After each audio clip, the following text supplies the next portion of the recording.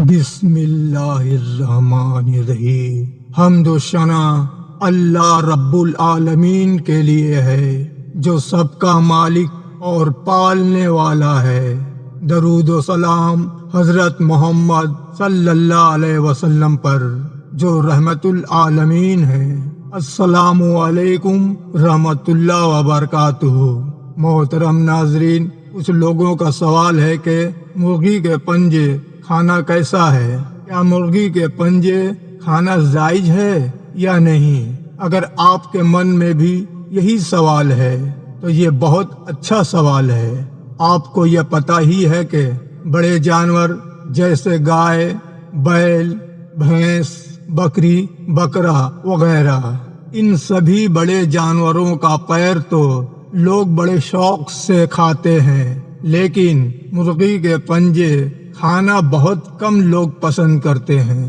بعض لوگ مرغی کے پنجے کھانا جائز نہیں سمجھتے اور بعض لوگ مکروہ سمجھتے ہیں، لیکن بعض لوگ ایسے بھی ہیں جو بڑے شوق سے مرغی کے پنجے کھاتے ہیں۔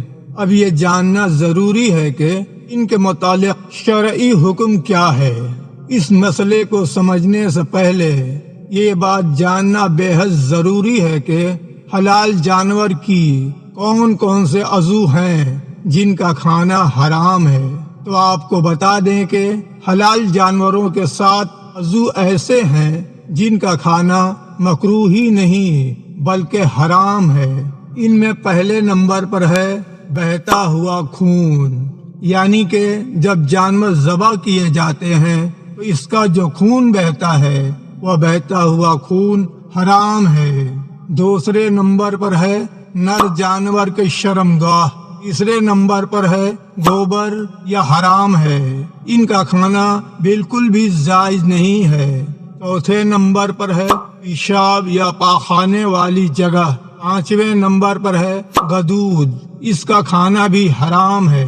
اب غدود ہوتا کیا ہے؟ تو جانور کے جسم کے کسی حصے پر جمے ہوئے خون کا جو لتھڑا بن جاتا ہے وہ غدود کہلاتا ہے، اس کا کھانا بھی حرام ہے۔ نمبر 6 پر ہے مشانہ، 7ویں نمبر پر ہے پتا۔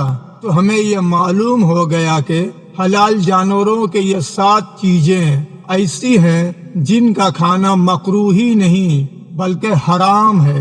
محترم ناظرین، اب بات یہاں غور کرنے والی ہے۔ غور کرنے پر پتہ چلتا ہے کہ ان حرام چیزوں میں پیر شمار نہیں ہے، یعنی جتنی بھی حرام چیزیں ہیں ان میں پاؤں کا ذکر نہیں ہے۔